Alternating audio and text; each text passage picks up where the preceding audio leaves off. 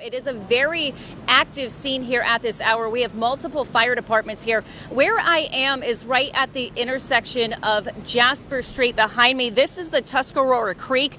Just about in the hour or so that we've been here, it has receded quite a bit. When we first got here about an hour ago, the water was still flowing over the top of the bridge, right over the roadway.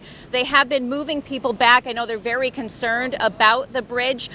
We have been told that the Red Cross is being dispatched here to Woodhull. We also saw some school buses standing by. That is in the event that they have to evacuate people. We're being told that a potential evacuation site is being set up at Corning High School. However, they have not had to do that yet, but of course they want to have everything ready to go if it comes to that. Like I said, there are multiple fire departments here. One of the Steuben County Fire Departments, the Swiftwater Rescue Team, is here as well. Again, we are under that state of emergency, just even coming in to Woodhull tonight on 417 coming from Addison. They have the road completely blocked off as you get closer to Woodhull. You cannot get into town from that direction. They say the road is just too covered with water. It is not safe as you enter the area. You're getting that emergency alert right to your phone because of those flash flooding risks. I've talked to a couple people here that tell me that the water rose so fast. There was barely any time to react to what was going on. It seemed like in a span of about 5 minutes, the water rose up in this creek to the point where it was over the bridge, and it was not safe to go over that. We are told that on the other side of the bridge, on the other side of town that we can't get to, there is a lot more water in some residential neighborhoods, as well as there's a cheese factory over in that general area. We're told there's a lot of water over there. I know that they are checking to make sure that people have been able to get out of their homes, or if they need assistance, there are crews on scene to help with that.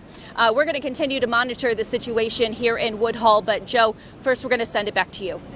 WENY's Renata Stiehl, the news director, is live in Harrisburg after speaking with survivors about why this legislation is needed. Renata? Nick, dozens of survivors and victims advocates rallied here today on the Capitol steps here in Harrisburg. They are calling for the passage of House Bill 951. Now, that legislation passed the House with overwhelming support back in April. Since then, it has moved to the Senate, where it has stalled. Those victims say Senate Majority Leader Kim Ward is preventing that bill from moving forward. That's right. It is a thrilling return for NASCAR here at WGI. The Go Bowling at the Glen canceled in 2020 due to the COVID-19 pandemic. So the drivers, the teams, and just as importantly, the fans, they are just so excited to have racing back right here in 2021. We are going to take a look ahead to all the things to look forward to for tomorrow's Cup Series race. But Ryan, the Xfinity Series race, the Peanut Butter Screwball 200, just getting over just a couple of minutes ago. Lieutenant Governor Kathy Hochul, she's now going to be preparing to become the governor of the state of New York in 14 days, the first female governor of the state of New York. That's worth mentioning. Can you just talk about how the Assembly plans to work through this transition of power and welcome future Governor Hochul into the position? And tomorrow morning, the 9/11 Memorial and Museum will celebrate the return of its annual observance of the annual terror attacks. That involves the reading of the names of every single victim by family members, those who are left behind.